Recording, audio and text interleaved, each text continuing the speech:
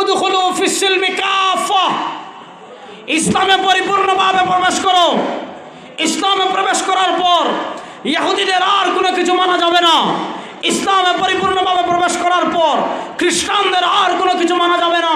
ইসলামে প্রবেশ করার পর হিন্দুদের আর কোনো কিছু মানা যাবে না। ইসলামে প্রবেশ করার পর আর কোনো তন্ত্রমন্ত্র মানা যাবে না। ইসলামে প্রবেশ করার পর আর কোনো কিছু মানা যাবে না। ইসলামে প্রবেশ করার পর সব ক্ষেত্রে ইসলামকেই মানতে হবে। বলেন, ইসলামে প্রবেশ করার পর সব ক্ষেত্রে ইসলামকেই। আগে বলেন, আব্দুল্লাহ ইবনে সালাম ইহুদিদের পণ্ডিত ছিলেন। দেখেন, আল্লাহ তাআলা মুহাম্মদ সাল্লাল্লাহু আলাইহি ওয়াসাল্লামের উম্মতের জন্য সপ্তাহে এক দিনকে সম্মানিত করেছেন। ওই দিনের নাম হলো শুক্রবার। ওই দিনের নাম হলো, আমাদের জন্য ফজিলতপূর্ণ কিবার? বলেন না, কিবার? ইন্না মিন আফদালি আইয়ামিকুম ইয়াউমাল জুমআ। বুখারী শরীফের হাদিসে সরওয়ার দু আলম সাল্লাল্লাহু আলাইহি ওয়াসাল্লাম বলেছেন, ইন্না মিন আফদালি আইয়ামিকুম ইয়াউমাল জুমআ। আল্লাহ তাআলা 7 দিনের মধ্যে তোমাদের জন্য সম্মানিত করেছেন শুক্রবারকে। কেন? ফিহি খুলিকা আদম। আল্লাহ তাআলা শুক্রবারে আদমকে সৃষ্টি করেছেন, জান্নাত থেকে বের করেছেন। আদম আলাইহিস সালাতু ওয়াস সালামের পর পৃথিবীতে ভূমিকম্প হবে শুক্রবার, কিয়ামত হবে শুক্রবার। বিশেষ 5টা বৈশিষ্ট্যের কারণে আল্লাহ রাব্বুল ইজ্জত ওয়াল জালাল আমাদের জন্য শুক্রবারকে সম্মানিত করেছেন। শুধু সম্মানিত করেছেন ব্যাপারটা এমন না। নবী করিম সাল্লাল্লাহু আলাইহি ওয়াসাল্লাম বলেন, আল্লাহ তাআলা তোমাদের জন্য শুক্রবারকে এমন সম্মানিত করেছেন, ইন্না ফিল জুমআতি লাসাআ। আল্লাহ তাআলা শুক্রবারে তোমাদের জন্য এমন একটা সময় রেখেছেন। আল্লাহ তাআলা শুক্রবারে তোমাদের জন্য এমন একটা মুহূর্ত রেখেছেন, লা ইউয়াফিকু আবদুন ইয়াসআলুল্লাহ ইল্লা আতাহু ইয়া। আল্লাহ তাআলা জুমাবারে তোমাদের জন্য এমন একটা স্পেশাল সুযোগ রেখেছেন। আল্লাহ তাআলা শুক্রবারে তোমাদের জন্য এমন একটা স্পেশাল মুহূর্ত রেখেছেন। আল্লাহ তাআলা শুক্রবারে তোমাদের জন্য এমন একটা স্পেশাল সময় রেখেছেন, ওই সময় বান্দা আল্লাহর কাছে যা চাইবে আল্লাহ তাকে তা দান করবেন। সুবহানাল্লাহটা বড় আস্তে কইলেন। শুক্রবারে এমন একটা সময় আছে, এই সময় বান্দা আল্লাহর কাছে যা চাইবে আল্লাহ তাকে তা দান করবেন। একদল সাহাবা একরামের মত হলো, শুক্রবারে ইমাম সাহেব 2টা খুতবা দান করেন। ওই 2 খুতবার মধ্যবর্তী ইমাম সাহেব কিছু সময়ের জন্য বসেন। ওই যে 2 খুতবার মধ্যবর্তী ইমাম সাহেব কিছু সময়ের জন্য বসেন। একদল সাহাবা একরামের মত হলো, ওই যে তিনি আধা মিনিট, 1 মিনিট, 1.5 মিনিটের জন্য বসেছেন, ওই সময়টার দাম আল্লাহর কাছে এত বেশি, এই সময় বান্দা আল্লাহর কাছে যা চাইবে আল্লাহ তাকে তা দান করবেন।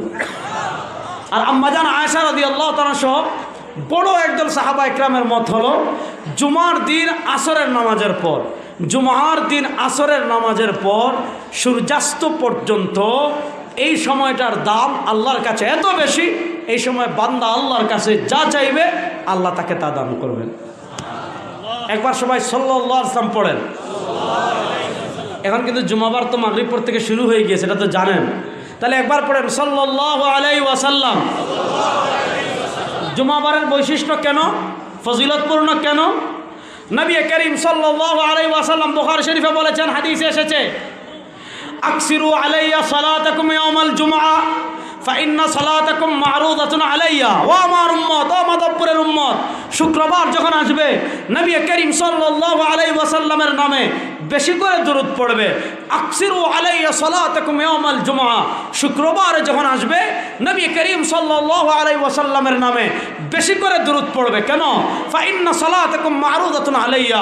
শুক্রবারে কেউ যদি নবীর নামে দরুদ পড়ে, শুক্রবারে কেউ যদি দরুদ মাধবপুরে পড়ে, ওই দরুদ মাধবপুরে থাকে না।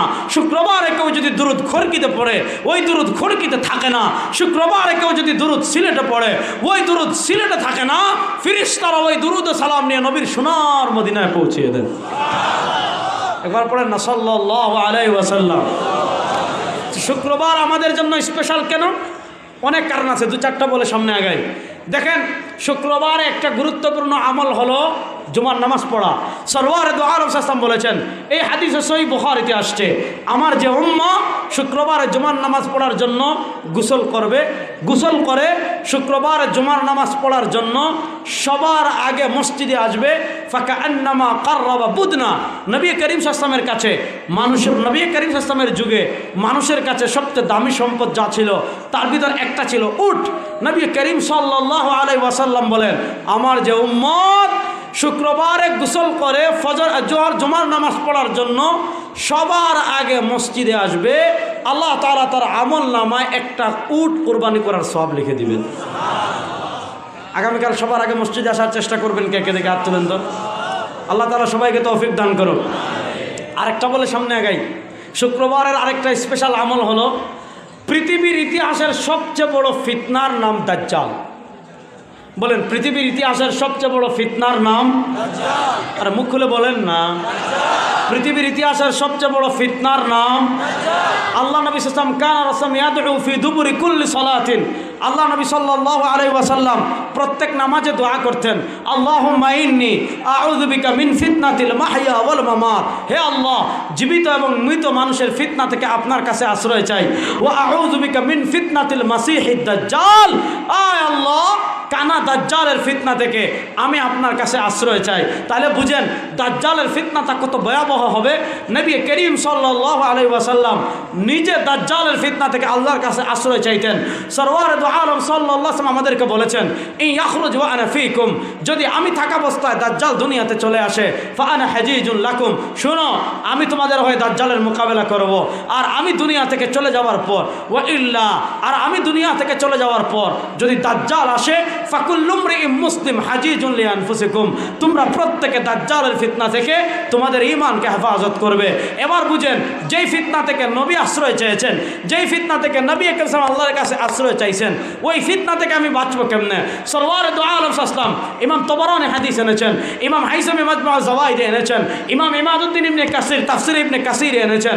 নবী করিম সাল্লাল্লাহু আলাইহি ওয়াসাল্লাম বলেন, মান ক্বারা সূরাতাল কাহফ ইয়াউমাল জুমআ, আমার যে বান্দা শুক্রবারে সূরাতুল কাহফ তিলাওয়াত করবে, উসিমা মিনাল ফিতনাতি ওয়া ইন খারাজাদ দাজ্জাল, আগামী জুমা পর্যন্ত দুনিয়াতে যত ফিতনা হবে, এমনকি আগামী জুমা পর্যন্ত দুনিয়াতে যদি দাজ্জালও বের হয়ে যায়, শুক্রবার যারা সূরা কাহফ তিলাওয়াত করবে, আল্লাহ তাআলা ওই সপ্তাহে দাজ্জালও চলে আসলে আল্লাহ তাকে দাজ্জালের ফিতনা থেকে হেফাজত করবে। সুবহানাল্লাহ।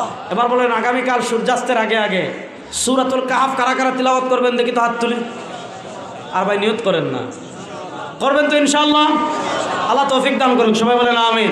তাহলে এবার আসেন, আল্লাহ তাআলা আমাদের জন্য যে দিনকে সম্মানিত করেছেন ওই দিনের নাম, আর আসতে বলেন, আল্লাহ তাআলা আমাদের জন্য যেই দিনকে সম্মানিত করেছেন ওই দিনের নাম কেন করলেন? অনেকগুলো হাদিস বললাম, আরও বহু হাদিস আছে, দিকে যাচ্ছি না, 4-5টা বললাম যেগুলো উপস্থিত মনে হয়েছে। আল্লাহ তাআলা, মনোযোগ পয়েন্ট, আসেন তো আমার লোকে। আল্লাহ তাআলা আমাদের জন্য সম্মানিত করেছেন শুক্রবারকে, আর ইহুদিদের জন্য সম্মানিত বার ছিল রবিবার।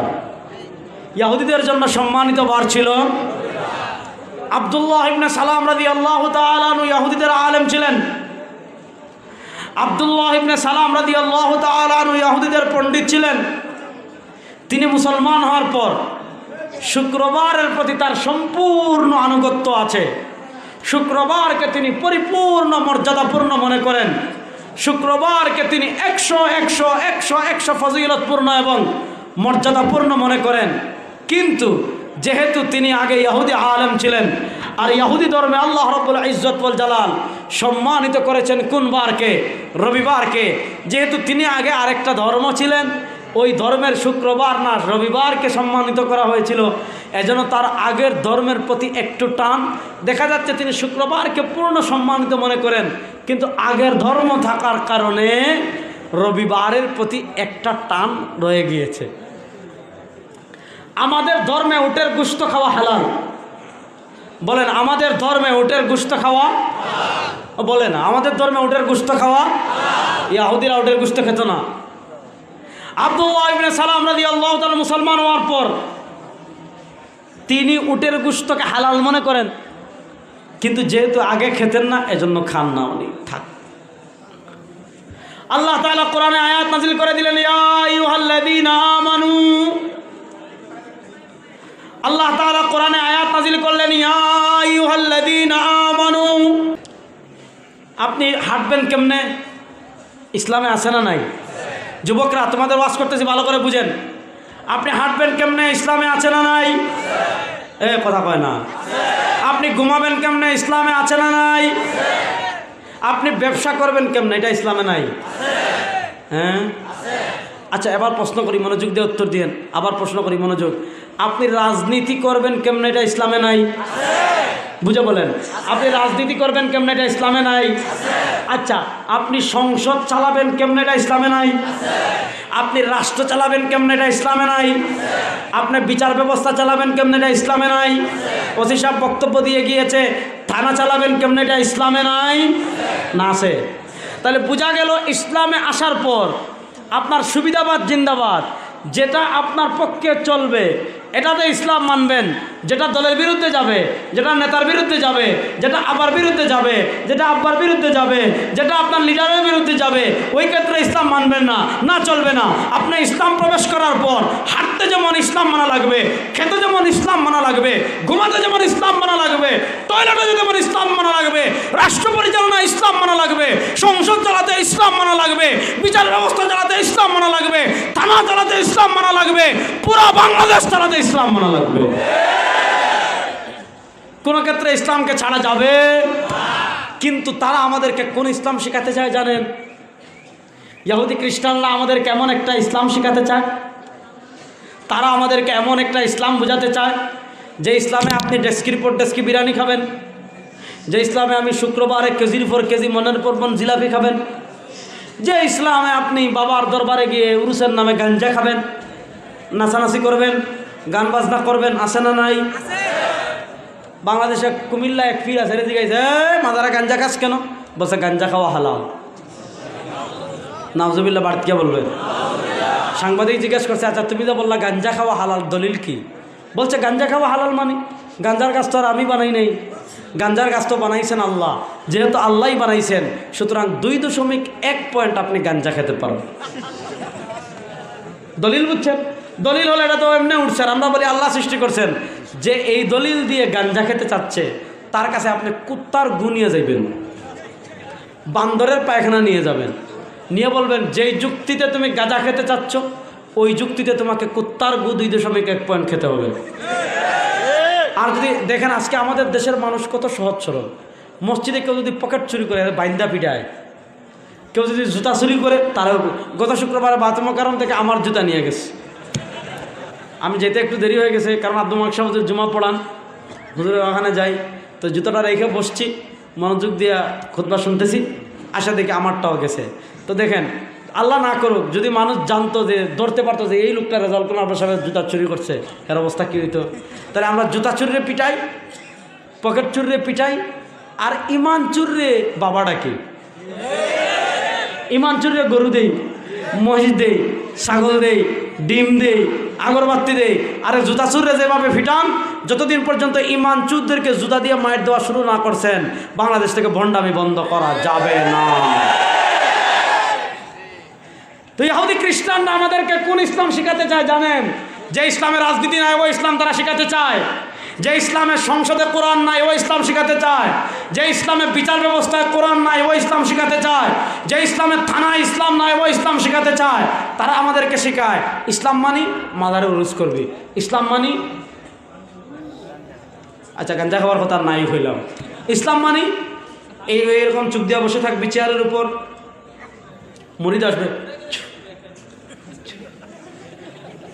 হাতিয়া, আছে না নাই? আচ্ছা আমার নবী ওহুদে রক্ত জড়ান নাই, দান্দার শহীদ করেন নাই? তুমি আজকে পীর, ওরে বাপ আমাদের দেশে এমন পীর আছে উনি মুরিদদেরকে দর্শন কম দেন, দর্শন দেন না, উনি মাঝে মধ্যে বাবা দেখা দেন। আরে ভাই রে ভাই, চাঁদপুর গিয়া পাইছে ল্যাংটা বাবার রাস্তা না, ওখানে বাবা সারা বছর ল্যাংটা তাকে গোসল করে না। যেদিন বাৎসরিক পুরুষ শরীফ হয় ওই দিন মুরিদরা অনেক জায়গা থেকে পানি টানি নিয়ে আসে, মহা দুমদামে বাবারে গোসল করায়। আর ওই যে বাবা বছরে একদিন গোসল করতেছে, ওই পানিটা বরকতের পানি মনে করে বাগ করে নিয়ে যায়। আচ্ছা বলেন ওই পানির থেকে মুত ভালো না? কথা কন না কে? আজকে ইসলামটাকে মাজার পূজারীরা ইসলামটাকে নোংরা বানিয়ে ফেলছে। চট্টগ্রাম গেলে দেখবেন বাইজিদ বুস্তামি রাস্তা না, বাইজিদ বুস্তামি নামে দুনিয়াতে কোনো বুজুর্গ ছিলেন না, ওনার নাম ছিল আবু ইয়াজিদ আল বিস্তামি। ওই আবু ইয়াজিদ আল বিস্তামিকে বাঙালিরা বানিয়ে ফেলেছে বাইজিদ বুস্তামি। আবু ইয়াজিদ বিস্তামি আল্লাহর এই বান্দা, আল্লাহর এই মহান ওলি জীবনে বাংলাদেশে আসেন, বলে না জীবনে বাংলাদেশে আসে এবার বলেন যে এই ব্যক্তি জীবনে বাংলাদেশে আসে নাই, তার কোনো আস্তানা বাংলাদেশে হওয়া সম্ভব না। আপনি দেখেন বাইজিদ বুস্তামির চট্টগ্রাম বাইজিদের পাহাড়ের উপরে বাইজিদ বুস্তামির আস্তানা বানিয়েছে। কচ্ছপ চিনেননি? কাসিম বুড়া হইতে হইতে হইতে হইতে হইতে হইতে শেওড়া পড়ে গেছে, মানে দেখতেই ঘৃণা লাগে। এখন বাচ্চা হচ্ছে না, মনের বাসনা পূর্ণ হচ্ছে না, কি করতেছে? ওই কাসিমের শেওলা এনে ফেটে লাগাইতেছে। আচ্ছা বলেন, এদের এই কাসিম পূজা আর আইয়ামে জাহিলিয়তের কাফেরদের পাথর পূজা কোনো পার্থক্য আছে? সিলেট শাহজালালের মাজারের পুকুরে দেখবেন গজার মাছ। আপনারা কি মাছ বলেন? সিলেটই তো। গজার মাছ দেখবেন বুড়া হইতে হইতে হইতে হইতে দেখতেই ঘৃণা লাগে। এই ভাগ্য পরিবর্তনের মালিক কে? আর আসতে বলেন। আমরা ইমানে মুফাসসালে পড়ি ওয়াল কাদরি খাইরিহি ওয়া শাররিহি মিনাল্লাহ। আরে যারা মনে করতে পারে গজার মাছ ভাগ্য পরিবর্তন করতে পারে, যারা এই বিশ্বাস পালন করে কাসিম ভাগ্য পরিবর্তন করতে পারে, যারা বিশ্বাস করে খাজা ভাগ্য পরিবর্তন করতে পারে, যারা মনে করে পীর ভাগ্য পরিবর্তন করতে পারে, যারা মনে করতে পারে কোনো মানুষ ভাগ্য পরিবর্তন করতে পারে, এদের মাঝে আর আইয়ামে জাহিলিয়াতের মুশরিকদের মাঝে কোনো পার্থক্য নাই। আমরা বলি ভাগ্য পরিবর্তনের মালিক একমাত্র হায় হায় হায় হায় হায় জয় বাংলা বলে আমি আপনাদের দূর থেকে শোনা যাইতো। তাইলে বলেন আমরা বিশ্বাস করি ভাগ্য পরিবর্তনের মালিক একমাত্র ওই ভাগ্য পরিবর্তনের মালিক। দুই হাত তুলে বলেন ভাগ্য পরিবর্তনের মালিক একমাত্র আল্লাহ ছাড়া কোনো পীর ভাগ্য পরিবর্তন করতে পারে? কোনো মাজারওয়ালা ভাগ্য পরিবর্তন করতে পারে? যারা মনে করবে অমুক পীর ভাগ্য পরিবর্তন করতে পারে, এরা আইয়ামে জাহিলিয়াতের কাফেরের চারবত্ত, এরা ঈমান চোর। এরকম ঈমান চোর আমাদের দেশে আছে না নাই? উদখুলু ফিস সিলমি কাফা। একটু সবর করেন, শেষ করে দিব। উদখুলু ফিস সিলমি কাফা। তাহলে ইসলামে আসার পর এই কোনো সুযোগ নাই যে আপনি ভাত খাওয়ার ক্ষেত্রে ইসলাম মানলেন, হাঁটার ক্ষেত্রে ইসলাম মানলেন নিচের দিকে তাকাইয়া, ঘুমানোর ক্ষেত্রে ইসলাম মানলেন ডান দিক থেকে। শোনেন, হাঁটার ক্ষেত্রে যেমন ইসলাম মানতে হবে, ঘুমানোর ক্ষেত্রে যেমন ইসলাম মানতে হবে, খাওয়ার ক্ষেত্রে যেমন ইসলাম মানতে হবে, কথা বলার ক্ষেত্রে যেমন ইসলাম মানতে হবে, রাজনীতিতেও ইসলাম মানতে হবে, রাষ্ট্র পরিচালনায় ইসলাম মানতে হবে, সংসদেও ইসলাম মানতে হবে, সংবিধানেও ইসলাম মানতে হবে, বিচার ব্যবস্থাও ইসলাম মানতে হবে। আজকে আমাদের বড় সমস্যা কোথায়? আমরা মনে করি ইসলাম মানিত হুজুরা মসজিদে নামাজ পড়াইব, ইসলাম মানিত মাদ্রাসায় ওয়াজ হবে, ইসলাম মানি মাজারে উরুস হবে, ইসলাম মানি শাহজালালের মাজারে গিয়ে আমি ডেকে টাকা ফেলে আমু। এই টাকা কোথায় যাচ্ছে আর খবর নাই। মাজারে গিয়ে মোমবাতি দিয়ে বাঙালি হায় রে হায়। শাহজালালের মাজারে মোমবাতি জমে রাত্রে খাদি মুখলে জমা করি, গেইটা যেগুনতে বেসয় রাত্রে নিয়ে আবার তারা বেশি আছে না নাই? তাহলে এবার এই চিন্তাটা আমাদেরকে চেঞ্জ করতে হবে। যেমন ঘরে ইসলাম, খাবারে ইসলাম, সংবিধান, রাষ্ট্র, সংসদ, বিচার ব্যবস্থা, আইন আদালত, থানা, ডিসি, এসপি সব ক্ষেত্রে ইসলামের প্রয়োজন আছে না নাই? এবার বলেন রাষ্ট্রের সব ক্ষেত্রে ইসলাম প্রতিষ্ঠা করবে ইহুদিরা, খ্রিস্টানরা, বৌদ্ধরা, হিন্দুরা? এবার বলেন রাষ্ট্রের সব ক্ষেত্রে আমরা ইসলাম প্রতিষ্ঠা করতে চাই কি চাই না? বড় আসতে কইলেন। রাষ্ট্রের সব ক্ষেত্রে আমরা কোরআন প্রতিষ্ঠা করতে চাই কি চাই না? রাষ্ট্রের সব ক্ষেত্রে সরওয়ারে দু আলমের আদর্শ বাস্তবায়ন করতে চাই কি চাই না? সুতরাং আমাদেরকে এতদিন ধরে তারা মুক্তিযুদ্ধের চেতনার কথা বলে, আমাদেরকে তারা সেকুলারিজম শিখিয়েছে, মুক্তিযুদ্ধের চেতনার কথা বলে, আমাদেরকে তারা সমাজতন্ত্রবাদ শিখিয়েছে, মুক্তিযুদ্ধের চেতনার কথা বলে, আমাদেরকে তারা মানুষের তন্ত্রমন্ত্রবাদ দিয়েছে। ও বাংলাদেশের মুসলমান, আল্লাহ বলেছেন উদখুলু ফিস সিলমি কাফা। এবার পৃথিবীর প্রান্তে প্রান্তে ইসলামের বিজয় সূচনা হয়ে গিয়েছে। ইনশাআল্লাহ বাংলাদেশে আমরা ইসলামের চূড়ান্ত বিজয় দেখার জন্য আরেকটা বিপ্লবের জন্য প্রস্তুত আছেন না? না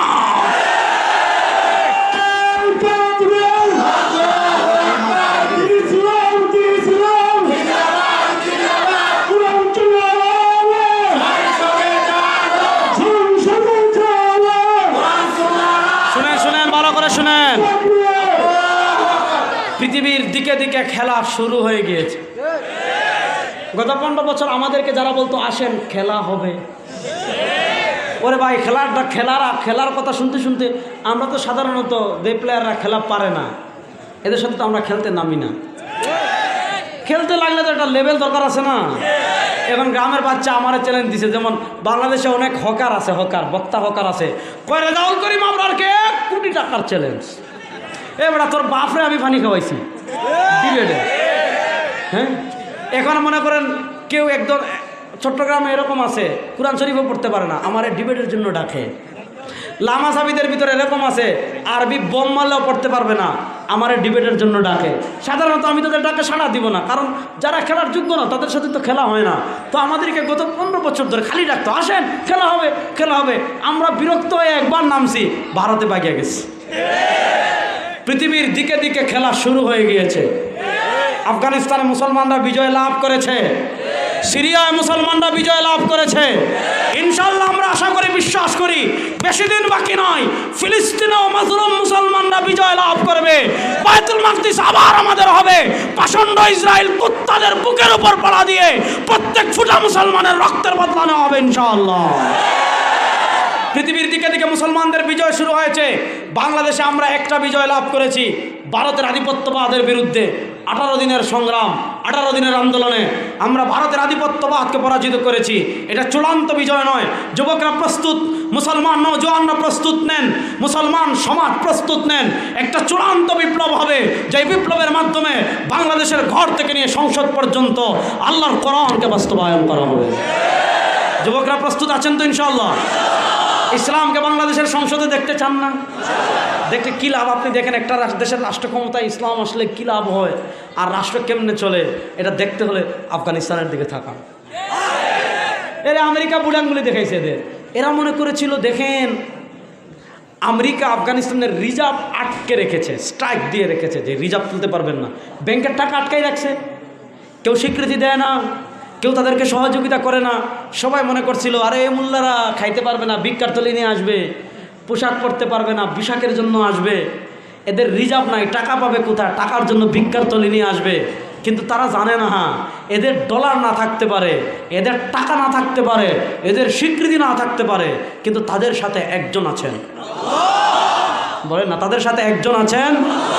আপনি দেখেন আল্লাহ তাআলা আফগানিস্তানে একের পর এক খনিজ সম্পদের রাস্তা খুলে দিচ্ছেন, এবং আফগানিস্তানের অর্থনীতি এভাবে এগিয়ে যাচ্ছে যে আমাদের বাংলাদেশের শাহবাগী মিডিয়ারাও বলছে আফগানিস্তান যেভাবে এগিয়ে যাচ্ছে, কয়েক শতাব্দী বা মানে কিছুদিনের ভিতর আফগানিস্তান পৃথিবীর পরাশক্তি হয়ে যাবে। তাহলে এবার বলেন, আফগানিস্তানে ইসলাম বিজয়, সিরিয়ায় বিজয়, তুরস্কে বিজয়ের কাছাকাছি, ফিলিস্তিনেও বিজয় হবে, বাংলাদেশেও আমরা চূড়ান্ত ইসলামের বিপ্লবের ডাক দিব ইনশাআল্লাহ। যদি বাংলাদেশের সব ওলামা একরাম একত্রিত হয়ে দল মত নির্বিশেষে আপনাদেরকে ডাক দেন, এবারের মিশন সংসদে কোরআন বাস্তবায়ন, আলেমদের ডাকে সাড়া দিবেন তো ইনশাআল্লাহ? যুবকরা আলেমদের সাথে থাকবেন তো ইনশাআল্লাহ? আল্লাহ তাআলা আমাদের সবাইকে কবুল করুন, সবাই বলেন আমিন। একটা রাষ্ট্রের জন্য ক্যান্টনমেন্টের গুরুত্ব কত দেখেছেন? 2000 আগস্টের বিপ্লবের সময় দেখেছেন, 3 তারিখ সেনাবাহিনী যখন বলেছে ছাত্রদের উপর গুলি করব না, জনতার উপর গুলি করব না, সবাই তখনই বুঝেছে হাসিনার বাতি জ্বলে গেছে, শেষ, খেলা শেষ। যদি সেনাবাহিনী গুলিটা আগে না দিত তাহলে এটা মুশকিল হয়ে যেত। যখনই মানুষ শুনেছে সেনাবাহিনী গুলি করবে না, মানুষের সাহস বেড়েছে। একটা রাষ্ট্রের জন্য ক্যান্টনমেন্টের গুরুত্ব অনেক বেশি। ক্যান্টনমেন্ট, সেনাবাহিনী না থাকলে রাষ্ট্রের স্বাধীনতা যেমন টিকে না, বাংলাদেশ না সারা দুনিয়ায় ইসলামের ক্যান্টনমেন্ট হলো এই মাদ্রাসা। ইসলামের উপর যারাই মরা লাগাতে চায়, ইসলামের উপর যারাই কাদা লাগাতে চায়, ইসলামের উপর যারাই দাগ লাগাতে চায়, এই মাদ্রাসার আলেমরা সবসময় প্রস্তুত থাকেন। সুতরাং একটা রাষ্ট্রের, আমাদের বাংলাদেশের বাজেটের সবচেয়ে বড় বাজেট হয়, আমাদের রাষ্ট্রের সবচেয়ে বেশি খরচ হয় সেনাবাহিনীর পিছনে, ক্যান্টনমেন্টের পিছনে। ঠিক তেমনিভাবে রাষ্ট্রের হেফাজতের জন্য যেমন ক্যান্টনমেন্টের দরকার, ইসলামের হেফাজতের জন্য মাদ্রাসার প্রয়োজন আছে না নাই? সুতরাং এই ক্যান্টনমেন্টগুলো বাঁচিয়ে রাখার দরকার আছে না নাই? এই যে জামিয়া ইসলামিয়া কাসেমুল উলুম খরকি মাদ্রাসা আজকে 94 বছর হয়ে যাচ্ছে, 6 বছর পর সেঞ্চুরি হবে, 100 বছর হবে। এই মাদ্রাসার পাশে সহযোগিতা করার জন্য কারা কারা প্রস্তুত আছেন দেখে হাত তোলেন তো। এখন আমাদের স্বেচ্ছাসেবক ভাইরা রুমাল নিয়ে যাবে, আমরা কেউ উঠবেন না, এখন কেউ খালি হাতে যাবেন না। আমি 1000 টাকা দিলাম, দেখে এরকম 20 জন মানুষ দাঁড়ান তো, আমি 1 নম্বরটা দিছি, দেখে একজন ভাই দাঁড়ান যে আমি নগদ 1000 টাকা দিব ইনশাল্লাহ। আমি দোয়া করবো আল্লাহ তাআলা যেন আপনাকে কিয়ামতের দিন সরওয়ারে দো আলমের হাতে হাউজে কাউসারের পানি পান করান। ওই আমাদের এক যুবক ভাই উঠে গেছে, 1 জন 2 জন, আর মাশাআল্লাহ। দেন বলেন, নাম বলেন।